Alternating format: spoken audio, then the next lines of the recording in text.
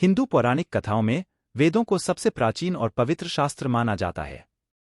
ये हिंदू धर्म के आधारशिला ग्रंथ हैं और माना जाता है कि इन्हें प्राचीन ऋषियों नामक पुराने संतों को प्रकट हुए हैं। वेद संस्कृत में लिखे गए हैं और सूक्तों, अनुष्ठानों, प्रार्थनाओं और दार्शनिक शिक्षाओं से युक्त हैं। ऋग्वेद ऋग्वेद हिंदू धर्म के 4 प्रमुख वेदों में सबसे पुराना है और इसे 1500 से 1200 ईसा पूर्व के बीच रचा गया माना जाता है। इसमें 1028 सूक्तों, हिम्न का संग्रह है, जो 10 मंडलों, पुस्तकों में विभाजित हैं। प्रत्येक मंडल एक विशेष महर्षि या समूह के महर्षियों के नाम से जुड़ा है। इसमें विभिन्न देवताओं के प्रति सूक्त, जैसे अग्नि, इंद्र, वरुण, सूर्य और विष्णु का मधुर गान किया गया है।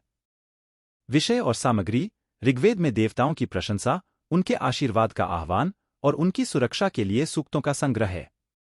यह प्राचीन इंडो आर्य सभ्यता के सामाजिक धार्मिक अभ्यास, रीति रिवाज और ब्रह्मांडीय विश्वास का प्रतिफल देता है।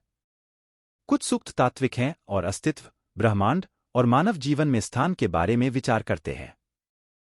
महत्व ऋग्वेद हिंदू धर्म का स्रोत है और इसकी प्राचीनता, काव्यात्मक सौंदर्य और आध्यात्मिक गहराई के लिए अत्यंत महत्वपूर्ण है। यह बाद में कई हिंदू पाठों और परंपराओं के लिए आधार का कार्य करता है।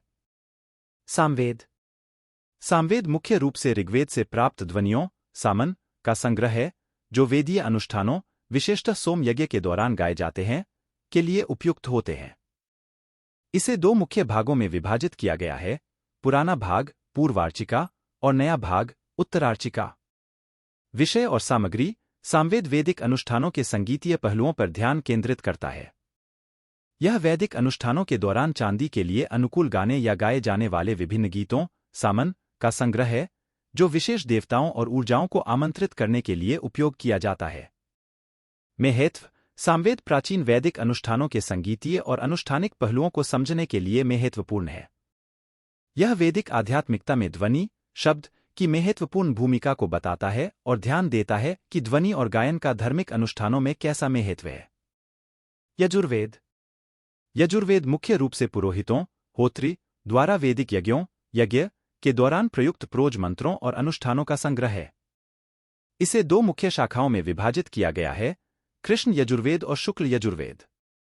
विषय और सामग्री यजुर्वेद में विभिन्न अनुष्ठानों, प्रार्थनाओं और गीतों का विस्तृत निर्देश है।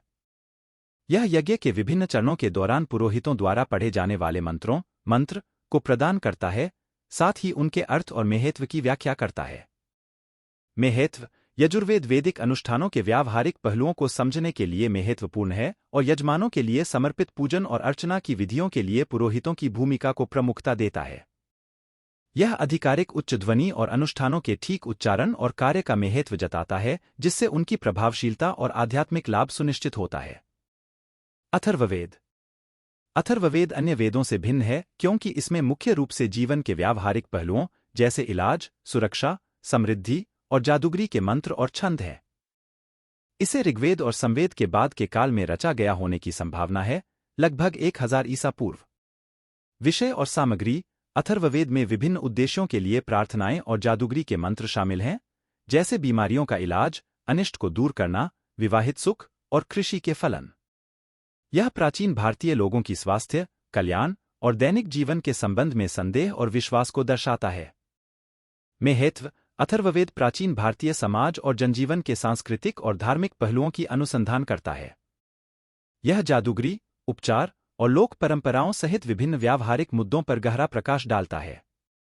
यह वैदिक ज्ञान के पूर्णता को दर्शाता है, जो मनोविज्ञान और आध्यात्मिक अंशों का अन्वेषण करता है। वेदांग और उपनिषद 4 वेदों के अलावा वेदांग के रूप में भी टेक्स्ट हैं, जो वेदों को समझने और व्याख्या करने के लिए आवश्यक हैं।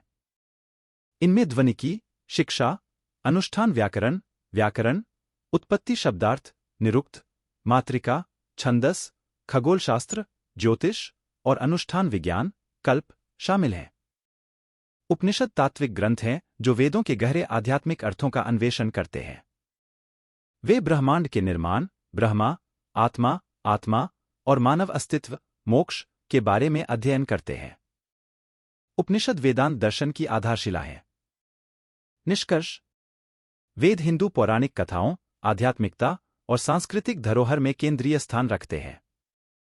वे प्राचीन महर्षियों के संग्रहित ज्ञान और आध्यात्मिक दर्शन का प्रतिनिधित्व करते हैं और उन्हें अपने गहरे शिक्षाओं के माध्यम से समझाने की कोशिश करते हैं, जो अस्तित्व, दिव्यता और मुक्ति की खोज में मानव जीवन का पूरा विश्वविचार प्रस्तुत करते हैं। उनके सूक्तों, अनुष्ठानों और तात्विक चर्चाओं के माध्यम से वेद जीवन के सामाजिक और आध्यात्मिक आयाम दोनों को समाहित करने वाली एक समग्र दृष्टि प्रस्तुत करते हैं।